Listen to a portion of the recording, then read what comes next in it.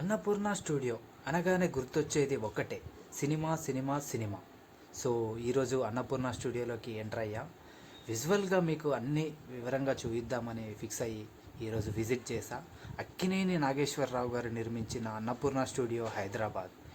దీంట్లో ప్రత్యేకత ఏంటంటే interior, garden, floor set works కూడా చాలా బాగుంటుంది. ఇక్కడ పెద్ద సినిమాలు అని కాకుండా చిన్న ప్రోగ్రామ్స్, ఈటీవీ షోస్, ఎవ్రీథింగ్ ఇక్కడే జరుగుతాయండి. అన్నపూర్ణ స్టూడియో అంటే చాలామందికి తెలుసు. సో ఇదే భాగంగా ఇక్కడ చూశారు కదా, మీకు గార్డెన్లో ఇక్కడ చాలా సాంగ్స్, ఎవ్రీథింగ్ చాలా జరుగుతాయండి. ఈ నాకు తెలిసి పెద్ద పెద్ద హీరోల సినిమాలు కూడా ఇక్కడే జరిగాయి. సాంగ్స్ కానీ, సీన్స్ కానీ, నాగార్జున గారిది మనం, కేడి, ఇంకా చాలా సినిమాలు అయ్యాయి. రీసెంట్గా లెనిన్ అని నాగార్జున వాళ్ళ అబ్బాయిది కూడా ఇక్కడే, లెనిన్ అని అఖిల్ది, ఇంకా డాకు మహారాజు, పెద్ద పెద్ద హీరోలు కూడా ఇక్కడే జరుగుతుంటాయి. మొన్నే రీసెంట్లీగా బాలయ్య బాబు గారు ఫోటోషూట్ కూడా చేసుకున్నారు ఇక్కడే, అంటే సినిమా పరంగా.